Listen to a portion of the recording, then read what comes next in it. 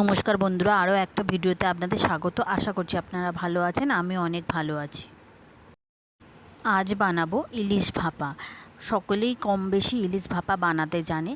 আমি যেভাবে বানাই সেটাই আপনাদের সামনে শেয়ার করলাম। ইলিশ ভাপা বানানোর জন্য লাগছে কালো সাদা সর্ষে, কাঁচা লঙ্কা, টমেটো, ধনেপাতা, লঙ্কা, হলুদ, নুন আর সর্ষের তেল। প্রথমে সর্ষে, কাঁচা লঙ্কা, টমেটো একসাথে সব বেটে নেব। আমি যেহেতু টিফিন কৌটোর ভেতরে বানাবো সেই কারণে মশলাটা বেটে টিফিন কৌটোর মধ্যেই রেখে দিয়েছি। এবার ওই মশলার মধ্যে লঙ্কা গুঁড়ো, হলুদ গুঁড়ো, নুন, সর্ষের তেল দিয়ে মশলাটা মাখবো।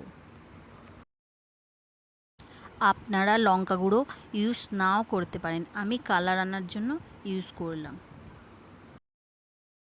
এবার নুন হলুদ মাখানো মাছগুলো ওর মধ্যে ভালো করে মাখিয়ে সেট করে রেখে দেব। এবার উপর থেকে কিছুটা সর্ষের তেল আর কাঁচা লঙ্কা আর ধনেপাতা দিয়ে সাজিয়ে দেব।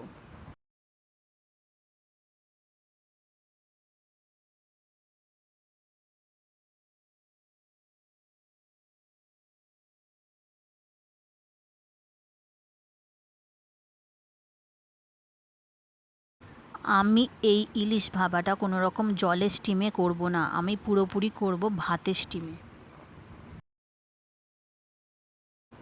রান্না করা ভাতের হাঁড়ি থেকে ভাত হয়ে যাবার পর কিছুটা ভাত তুলে নিয়ে গর্তর মতো করে সেই টিফিন কৌটোটা বসিয়ে দেব, আর তার উপর থেকে কিছুটা ভাত চাপা দিয়ে কভার করে দেব। এইবার ভাতের হাঁড়ির ঢাকনাটা দিয়ে উপরে কিছু ভারী জিনিস চাপিয়ে আধ ঘন্টার জন্য স্টিম হতে রেখে দেব। ইলিশ ভাপাটা হবে পুরোপুরি ওই ভাতের স্টিমে, এক্সট্রা আগুন জ্বালানোর কোনো প্রয়োজন নেই। আধ ঘন্টা পর ফিরে আসছি।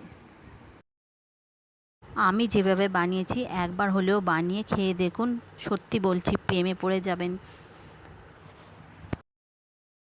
অনেক রকমভাবে তো ইলিশ ভাপা খেয়েছেন, এই রকমভাবে বানিয়ে একবার খেয়ে দেখুন, খেতে দুর্দান্ত স্বাদের হয়।